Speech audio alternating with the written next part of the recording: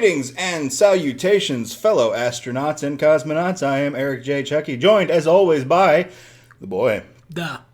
This is the Two Nerds Podcast, and we are continuing to talk about movies that we viewed with our human eyes, as humans do, in 2014. Indeed. If you haven't seen the previous ones, This is going to be weird to keep up with, so go watch those. we explain the rules, and it's not really rules. It's just, we're just looking at stuff, man. We keep a list of this shit. This is a list of movies that we watch, every movie that we've watched every year, since 2012 for him, 2013 for me. We pick a quote we like, and we pick a screenshot we like. You're not going to see those, because we don't make enough money off this podcast to edit it. So... You know how we could make more money off of this podcast? Because this channel is demonetized because of fake bullshit, and I don't have the kind of following Markiplier had, so I didn't make a new channel. If you go to the description, I've got a Patreon, and I have books for sale. I'm actually working on a 5th book now. I have been for some time. Back to the movie list. So, I was at number 30. I watched 30 fucking movies in 2014 before March was over. What was wrong with me? I don't know, man. You were working. I don't know. I think you just liked movies. I just don't watch nearly. I think it's like July, late July when we're recording this, and I've watched maybe 5 movies this year. I watched about 14, I think. Oof. All right. Well, anyway, mine was Last Action Hero. And the epic, amazing Charles Dance. I've just shot someone, and I did it on purpose. I better be a trip going back and watching this now. I saw it when I was a preteen, teenager, or something like that. You really fucking don't expect Tywin Lannister to show up. It's a real surprise. Can confirm, it is a big surprise. This was a good dumb shit to watch on the weekends on USA at my dad's house kind of movie. Same. I didn't watch it here, but My dad's house was the house I lived in. But otherwise, same. some kids, when they're young, their parents decide they don't want to hang out anymore. So they get I saw a divorce. Mrs. Doubtfire. It's okay. Okay, cool. God, because... Oh. we're still on March 30th. This is what you did this day. Yeah. Another stand-up special. Morgan Murphy, Irish Goodbye. One Little Letter. So, would you recommend this stand-up special? I don't remember it at all, so... Ew. Got another one.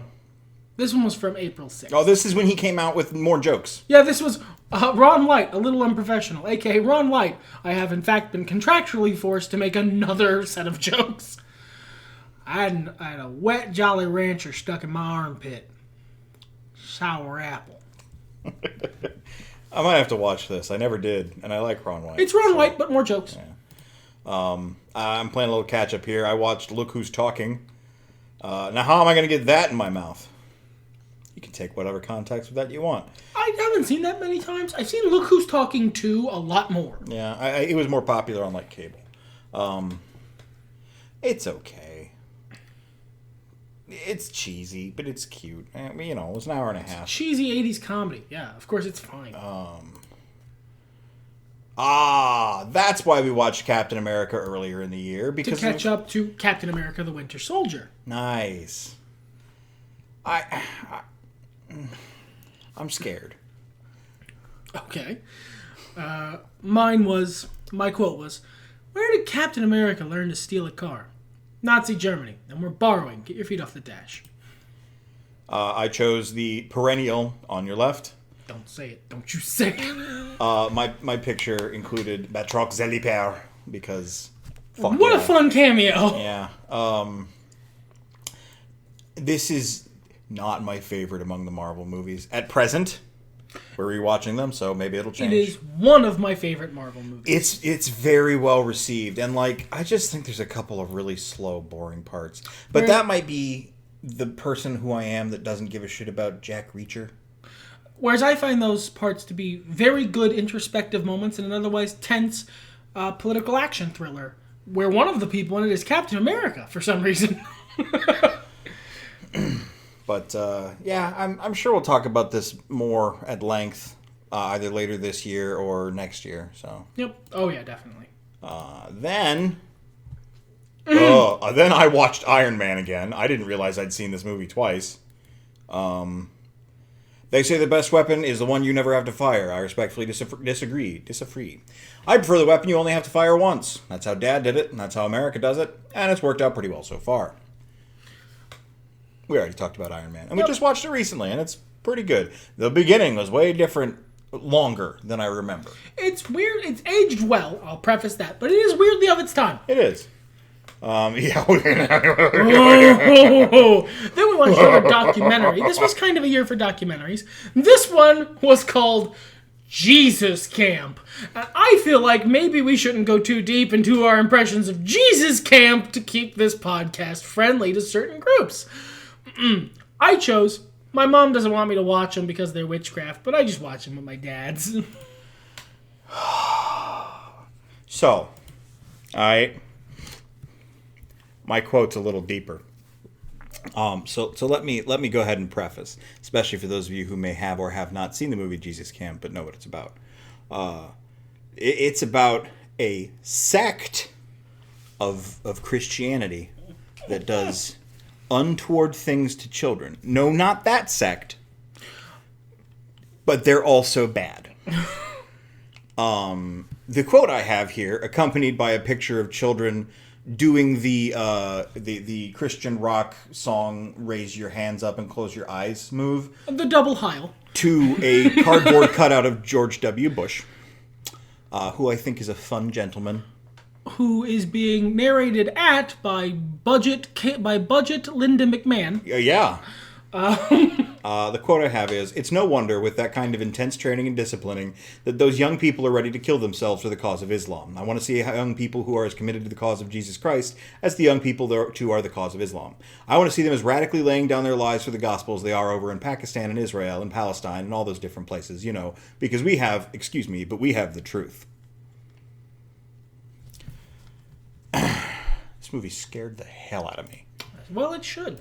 Oh, here's something completely different. Yeah, baby!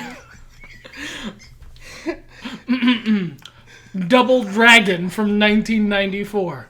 I just want total domination of one major American city. Is that too much to ask for? Is it? Huh?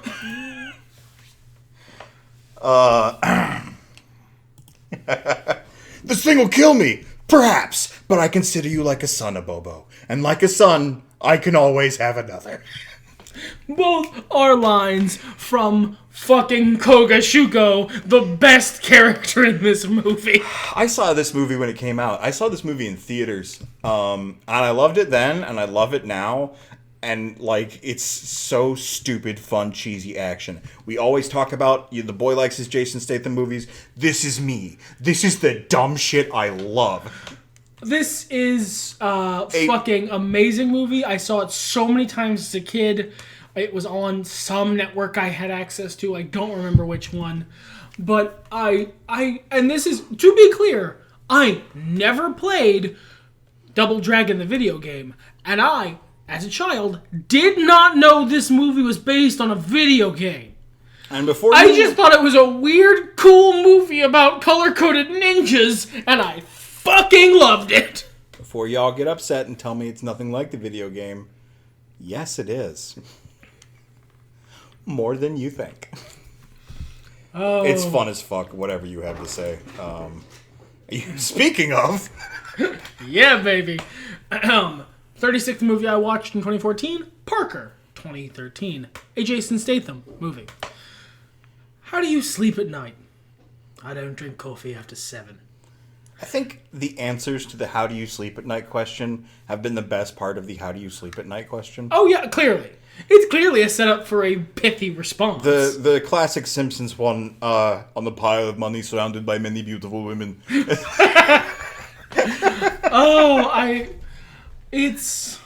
is a good movie. This is actually not... If you watch the trailers for this movie, you will get an idea of a different movie than exists. This is a pretty straightforward, he's not an over-the-top action badass. He is still an action star, but he's much less over the top than many other Jason Statham movies. It is otherwise a fairly normal Jason Statham movie. He looks pretty smart in that gray suit. Gray suit and a cowboy hat. Yeah. I'm about to rustle some cattle, yeehaw. He's in America. So he decided to wear a cowboy hat, I assume. As you do. We then watched Godzilla, the 2014 Godzilla. The quote I chose was, "Let them fight." Our cat is singing in the background. He is delightful. He's singing us the song of his people. He is adorable, and you're going to love it. I don't know if, yeah.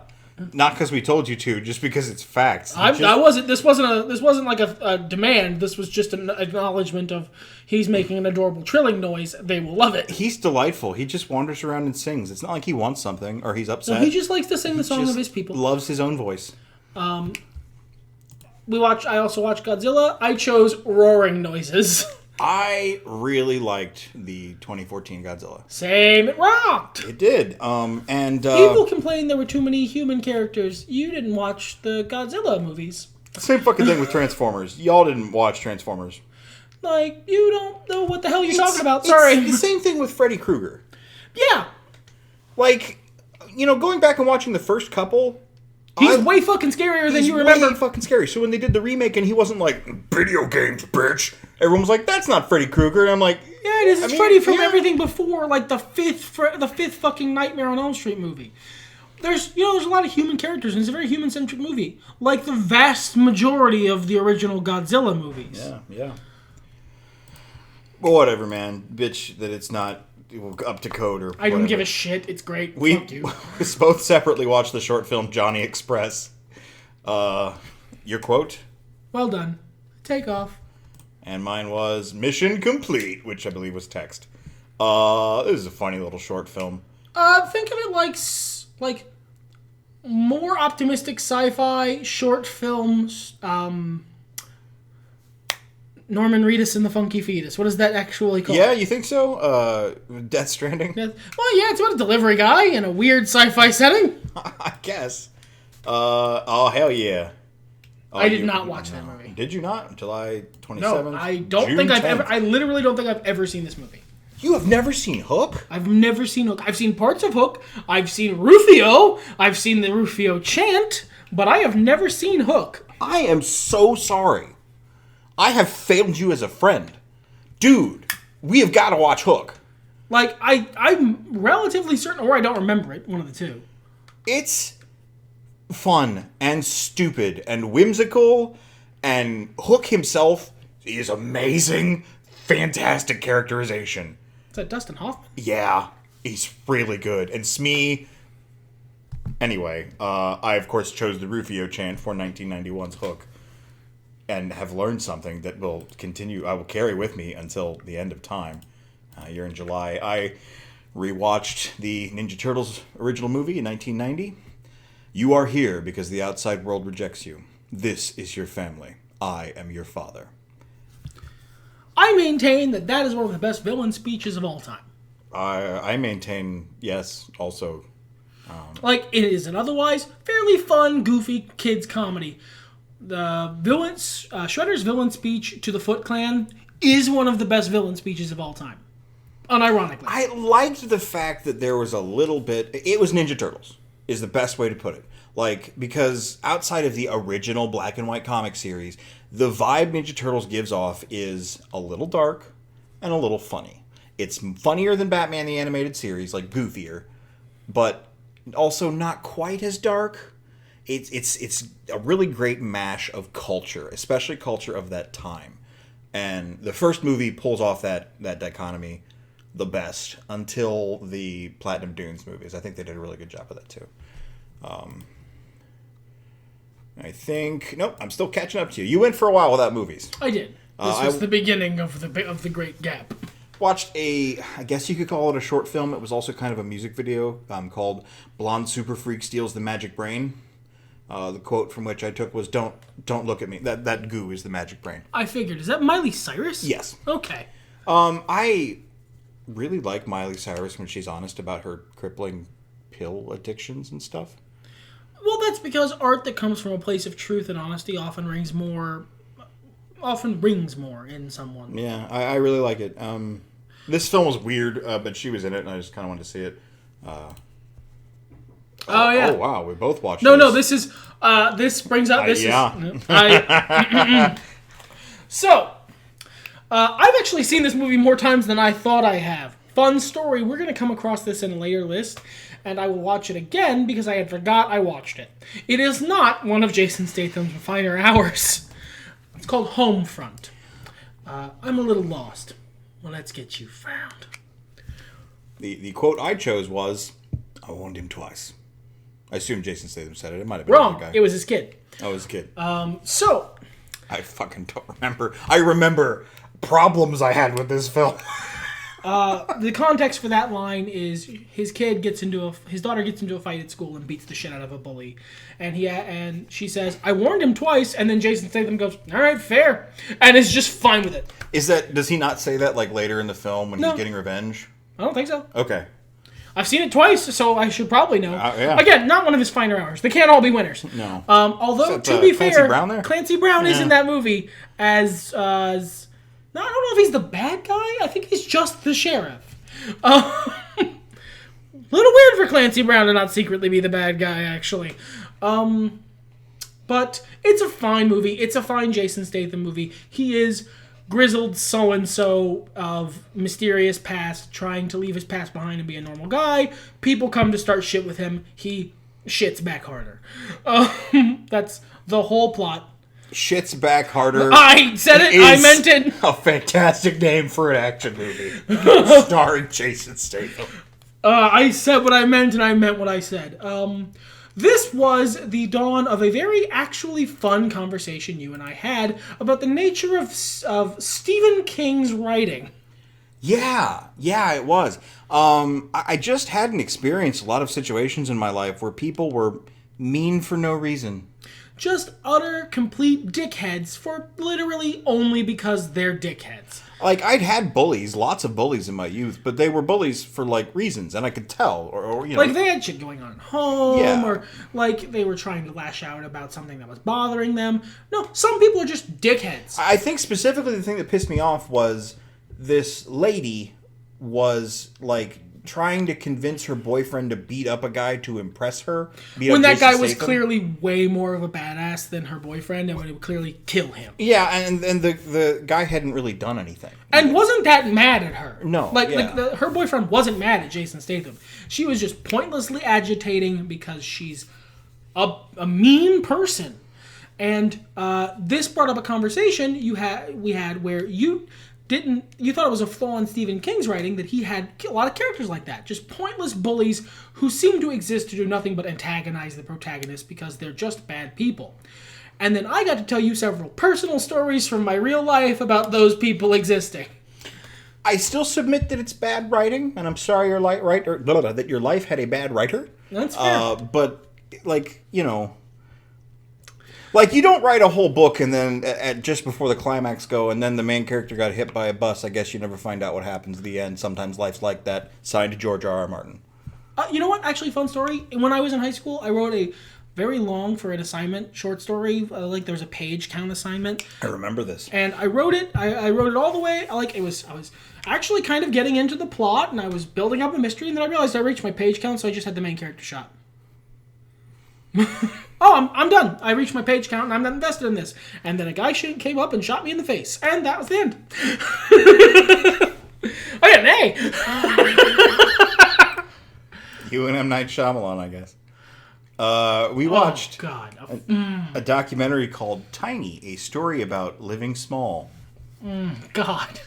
If you ever need distilled, pure, self-entitled, self-aggrandizing smug made into a visual medium, watch this documentary. There's a lot of talk about the nostalgia of the salad days, as it were, and how that's a false narrative that you construct for yourself, remembering the good times of the days when you were poorer, as opposed to the actual struggles you had to go through that make those memories that were the good times and made them stronger.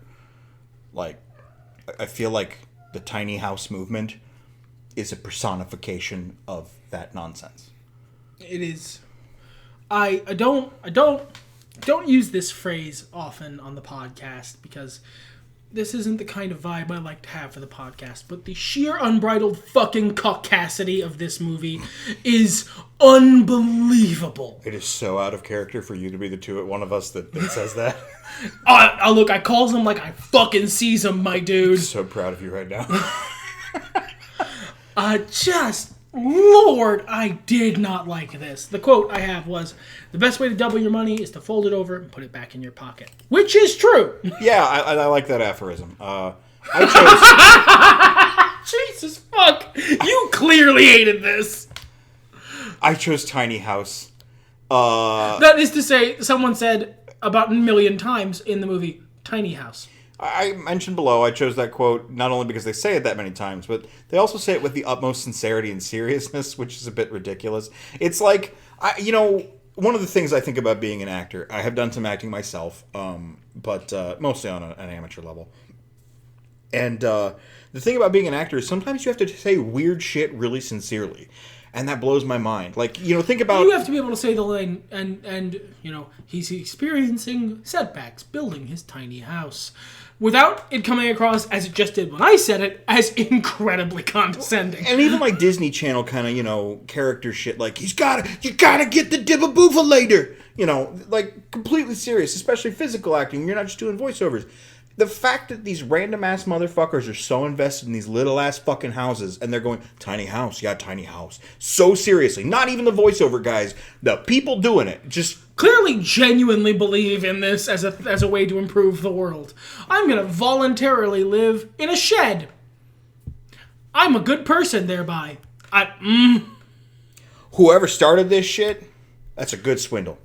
Y'all pulled it off. That's a hella swindle. That's a motherfucker had a bunch of sheds and was like, how the fuck am I going to get all these? Hipsters! Oh. I watched a short called The Mundane Goddess. The quote I chose was, "Don't raise your voice at me." This was this wasn't bad, I don't think. I don't remember a lot of it. And then I chose the short Jump. Quote I chose was, "Stop saying I killed people." They both feature the same actors as the main character. They were okay. Nope, you watched a comedy special. I watched a comedy special. Craig Ferguson, I'm here to help. And then I left in a cloud of smug.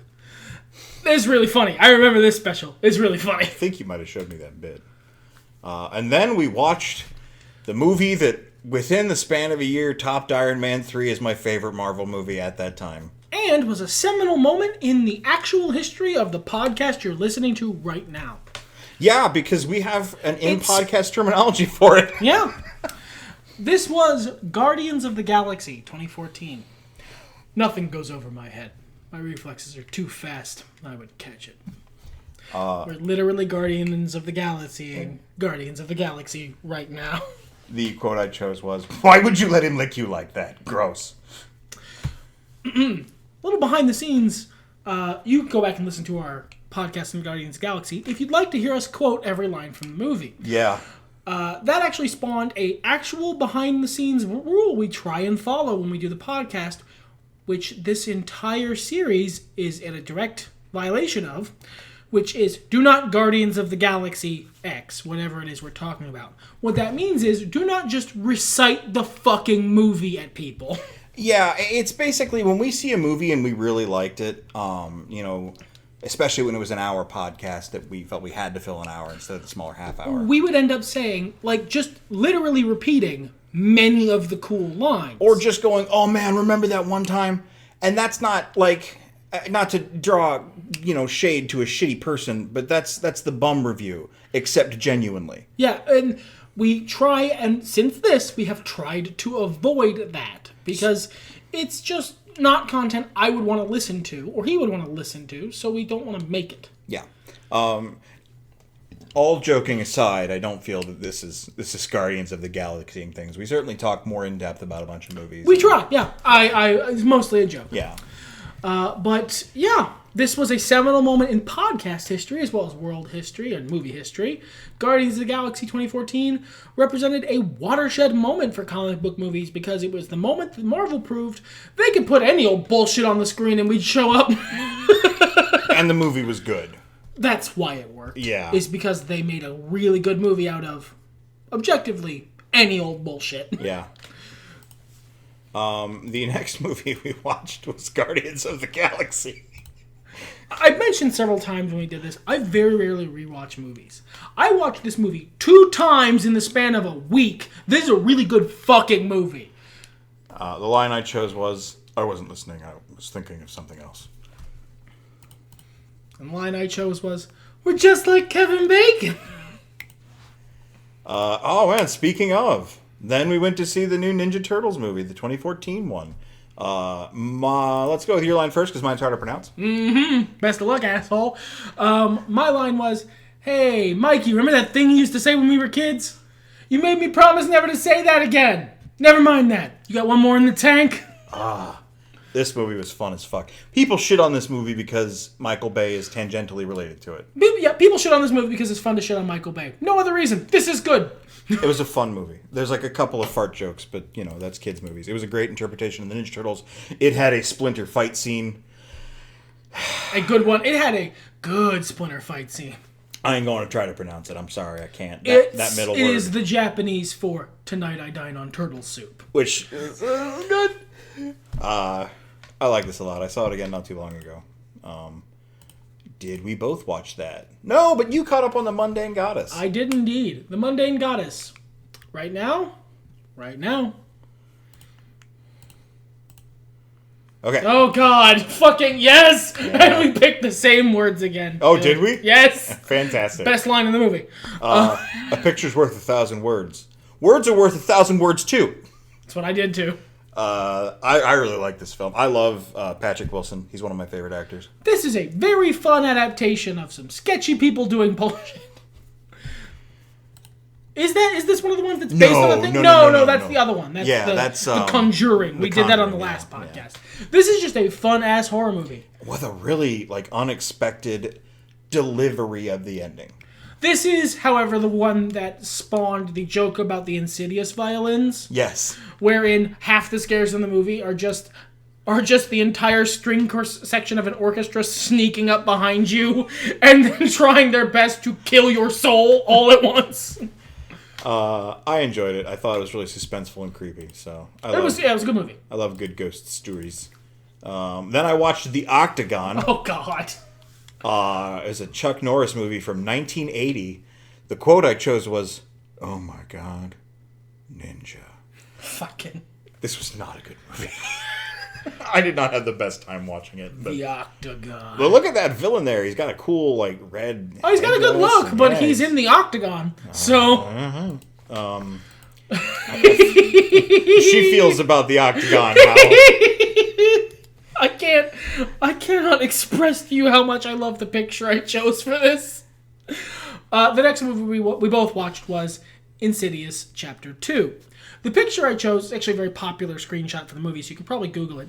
There's a scene with a female ghost who is like being a ghost of a little kid. Someone comes into the room and the female ghost points and screams at them. I chose that picture specifically because I picked the line, "Look, they left a window open," and the juxtaposition is very funny to me. I picked a hairy, naked old man, and the quote I chose was, "Shit!" Because, yeah, okay, fair. This is a much worse movie than the first one, but fun. I don't know. It's really different, and I wouldn't say much worse as in laughably bad. No, it was still fine. The first one was just really good. Yeah, I agree with that. I think it had a lot of good moments to it as well. Then we watched World War Z, and that was bad. Yeah, remember how we mentioned earlier it's really good to see people doing new, interesting stuff with the zombie franchise? World War Z is the dialectical opposite of that concept. It is the most boring, rehashed, retread zombie movie bullshit. Brad Pitt is he's not even phoning it in. He's Skyping it in. He's there. And it's just not a good zombie movie, and it is a fucking travesty as an adaptation of the World War Z novel. Yeah, definitely. It feels violently disconnected. The quote I chose was, "Remain with your vehicle." The quote I chose was, "You ready for this?" Of course not. Of course I'm not. Let's go. We said we'd get to it. We have next watched The Hobbit, The Desolation of Smaug. The quote I chose was, "You have nice manners for a thief and a liar. I know the smell and taste of dwarves. No one better." I chose, "Why am I here, Gandalf?" I feel like that is a sort of an overarching choice to express your feelings on the movie. Well, I believe this is the first one, actually. I think we were watching the first one, gearing up for the second one. No, this is the second one in the sequence. Is it? Yeah, the first one's The Hobbit: An Unexpected Journey. Oh, there's three. The Hobbit: The Desolation of Smaug, and then The Hobbit: The Battle of Five Armies. God, I thought I was joking. Nope. Please give me a minute. Instead, why don't we talk about the next movie I watched? Okay. Which was Pacific Rim. By Jove, we are going to own this thing for sure! We watched this movie once already. We just watched it again because it's fun. Yes. Where is my damn shoe? We've talked about Pacific Rim in a previous podcast. Go ahead and check that one out. Oh, God, I watched that alone. That was not a good movie. The Ward from 2010. There's a lady in an asylum, and there's a ghost, and it's evil. The quote I chose was, "I feel better already." I did not after watching that movie. We watched Captain America Winter Soldier again. Yeah, that was when it came out on demand or something like that. Captain's orders. And I chose the quote, "If you guys need anything, I've been Aaron." Then we watched The Conjuring. Yes. The quote I picked, again, we've talked about this already. Yeah. We've been called ghost hunters, paranormal researchers, wackos, but we prefer to be known simply as Ed and Lorraine Warren. I bet you do. Fucking scam artists. Mine was, Breeze do that to your face? I have mixed feelings on them as people, but I don't really want to get into that on the podcast. By all means, talk about this movie. The Last Exorcism Part 2. A sequel to a movie that we thought was really cool, if you remember. The Last Exorcism. I really liked The Last Exorcism. And parts of this movie were really well researched. But most of it was bad, and the ending didn't make any sense. Bitch drives home in the apocalypse. Just say your quote. Before we put that back on, would you take the time to decide if that faith is what you want? The one I was... That girl got a demon in her. Screw you. Beat. She does. I said it at the time. I'll say it again. This is a decent horror movie with a mediocre ending until about the last 60 seconds. Just don't watch those. You'll have a better experience. Just don't watch those. Don't watch the last minute of this movie. It's awful. I still haven't gotten you to see this. Nope. It's so bad, but good. This is a movie called Zombie Hunter. It was on Netflix. I don't know if it's still there. This shit is... It plays like fan fiction. Bad fan fiction with a shitty main character acting. And it was like Kickstarted or some other crowdfunded. But Danny Trejo. I'm sure Danny does his absolute best, but no. Here's a sample of the good dialogue from the main character. 6 months. It's a long time. 6 months since I've seen another survivor. Just eaters. Or as the papers call them, flesh eaters. Jesus fuck. It's so bad. Oh, really? I didn't notice. So garbage. We both watched Aziz Ansari Buried Alive. This is when I got to hear. This one I got to Buried Alive. You actually watched it again. Because I'm nice. Oh, well, because you wanted me to watch it, if memory serves. Maybe. They were crazy girls into crazy things such as cheese. I know what you're thinking. Wow, Aziz just compared women to tacos. He must not think very highly of women. No, I just think that highly of tacos. There's another one that was all me. Well, this one's all you, though, so... Mm-hmm. So, I watched the 2012 movie Stolen. It has Nicolas Cage. And if you're thinking it sounds like a Taken ripoff, you're wrong, but you sure wouldn't know it from any of the trailers. It's not a Taken ripoff. It is a similar movie, but it is also a very different movie. Why has nobody made a Nicolas Cage film where all of his characters from all of his movies have to fight each other? Because the world isn't ready for that. The guy from Mandy would win, let's be honest. God, he really would. He'd scare Ghost Rider. Ghost Rider would use his Ghost Rider vision on him, and then he'd be like, I'm out! Later, losers! Maybe the guy from Drive Angry could... Yeah, maybe. So he worked all this out from prison? I was bored. It is... imagine if you took Taken and a heist movie and smooshed them together. Nice and smooshy. Yep. I watched a documentary on the font Helvetica called Helvetica. The quote I chose was, I'm not very rule-based, even though I'm German, and I love rules. It was an interesting documentary about fonts. How could it not be? With a name and premise like that. I sense your sarcasm, and I rebuff it. You watched fucking Nicolas Cage Taken. And heist movie combined. We both watched the 1982 Annie. I did not know Tim Curry was in this film until we were both watching the 1982 Annie. Neither of us chose to watch the 1982 Annie. It just happened while we were in the room. I beg your pardon, sir. I'm sure I don't stoop to what you're incinerating. Drop page, Warbucks continues. Which was a line read out loud from Copy by Daddy, Warbucks.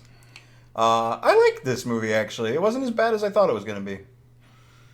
No, it wasn't good, but it was fun. Yeah. It was fun. It was what it was. Yeah, it was what it was. And that's musicals. Oh, you didn't watch that? No, that movie. Oh. About Time. I was not prepared for the sadness, but this was a really fun movie also. Really wholesome, really heartwarming. Bill Nye's in it. Bill Nye's amazing. The Scottish guy, not the science guy. Yeah. I would recommend this. Scottish guy. Don't. Is he Scottish, or does he just do a Scottish accent on a lot of his shit? Anyway, he's Bill Nye. He's got Bill Nye voice. I would recommend this if you got a box of tissues handy. So I'm not gonna watch it. No. You would feel very bad afterward. Feel like it. The quote I've chosen is, "Be prepared for strangeness. Get ready for spooky time." Okay. There was a lot of funny parts too. This was a really underrated movie, I feel, because I don't feel like I've heard anybody talk about it, but it was really good. Am I caught up with you yet? Yes. More so. I watched Pain and Gain from 2013. In the end, after reviewing our past performances, we can only come to one conclusion. We are so much better when we wing it. This is based on a true story. That's important to know before you watch the movie. What is also important to know before you watch the movie? Everything you think is them playing things up? No! That's the stuff that's based on a true story. It's crazier than the movie, actually, if memory serves. This was many years ago. I have a question about this. No, that's exactly what that's supposed to look like. Okay, that's a bit. Yeah. Okay. Not just that they shake hands really weird. And well, gentle. I mean, they do, but that's the character. That's the character. Okay, just a nice, gentle handshake. Yeah, they just do a very gentle little handshake because they're both fucking weirdos. Fine, that's fine. One of them happens to be played by The Rock. In contrast, the 58th movie I watched, Killing Them Softly from 2012, I'll keep that in mind. This movie sucked. I don't feel like talking about it more than that. Brad Pitt was in it, and he sucked. All right. Then, I Know That Voice, 2013. It is a documentary about voice actors. I meant to watch this, and I think it got off Netflix before I could. And that's really sad, because it was really fucking good. Yeah. The line I chose was, "What's it feel like to be Santa Claus?" What does it feel like to be Santa Claus? According to the guy who voiced Batman in my head forever, pretty good. Good. That's nice. God.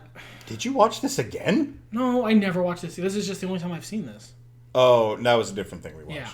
You told me not to watch this. I did. No, don't watch this. Actually, listener, don't watch this. I'll get into it. Jay and Silent Bob super groovy cartoon movie. I told you we should have stayed to watch them die. Jason Mewes made this movie. He was the head producer and very important, and it was something he was very proud of having made because it was the first big project he did after getting clean. I'm very proud of him. Don't watch this movie. It's very fucking bad. It is top tier cringe, and not in a good way. We still going? I still not caught up to you yet? Wow. Planet Hulk from 2010. If only you'd listen to me. Now my king demands your head. Funny, because I was going after his. Wow, that's Korg, isn't it? And that's Korg. Meek. Yep, only, Yeah, the comic book Meek. Comic book Meek and comic book Korg. Right. Not the wild interpretations that came thanks to Taika Waititi. I prefer those interpretations. Same. I don't care for comic book Meek at all. I don't give a shit about comic book Meek. I love Korg and Meek from a later movie we'll get to. Yeah. Okay, we're caught up. Well, timeline-wise. I watched the Maleficent movie. I chose the quote, "Hello, Beastie." It was an interesting reinterpretation of the movie. Something early in the Disney live-action adaptation. And something that has more of reason to exist than many of them. Because they did something different. They really took it a different direction. And imagine if that had been the whole shtick. Imagine if every one of the live-action adaptations was from the villain's point of view. Or at least something different instead of what they did with it. We could talk at length and will in the future about Disney live-action interpretations. I thought this one was pretty good. I've literally seen none of them and probably never will. I think you've seen the Alice in Wonderland. No, you know what? No, Beauty and the Beast. I don't think Alice in Wonderland, that's a very different movie. Yeah, some people count it, kind of like how some people count the Hulk. That's fair. Fingerprints, 2006. Damn kids. It's just a weird ghost movie.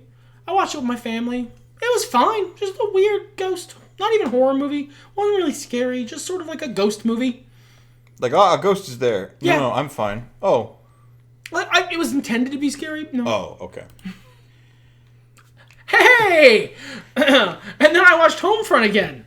See you on the outside, Danny. I'll be waiting. You even used the picture I used. I used the picture you used. And it was the same year. And I literally forgot I had watched it. That's right. That's how fucking forgettable this movie is. It was only 4 months. You told me about this, and I forgot that's how soon you watched it again.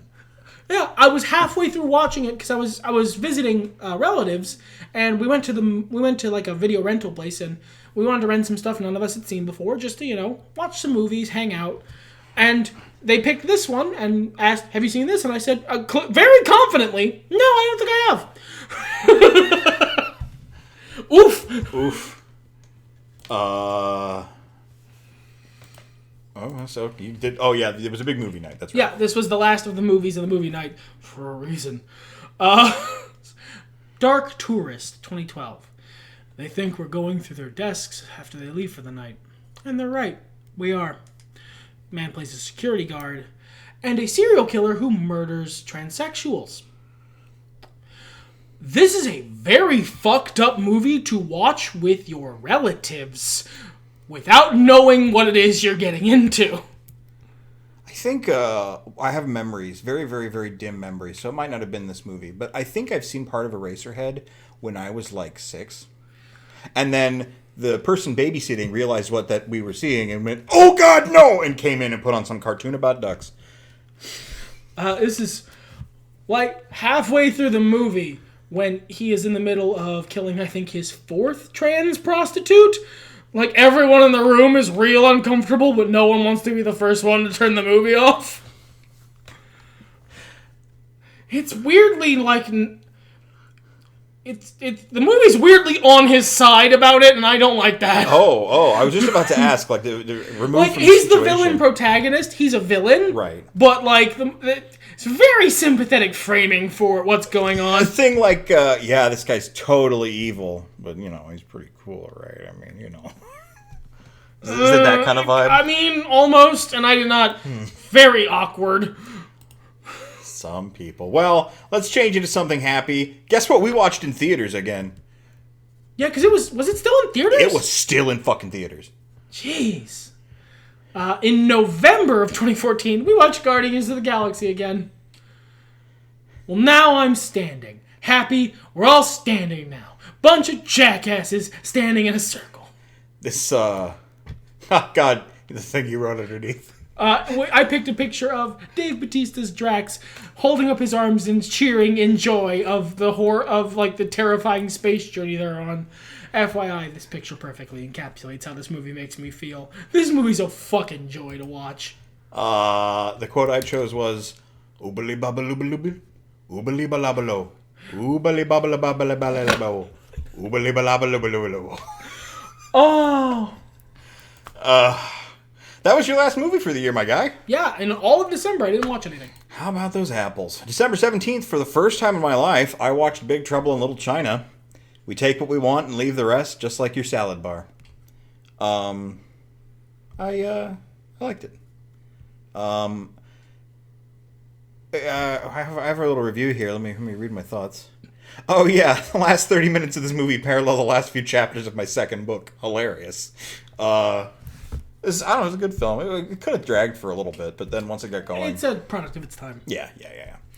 I watched 12 Angry Men, the 1957 version. So, the good version. Oh my God, any version of this. So long as they don't change the fucking script. It's really important you don't change the script, so all of the versions that try and make it set in modern times are bad. Fair enough, I don't think I've seen them, but... Because they have to update the script for it to make sense.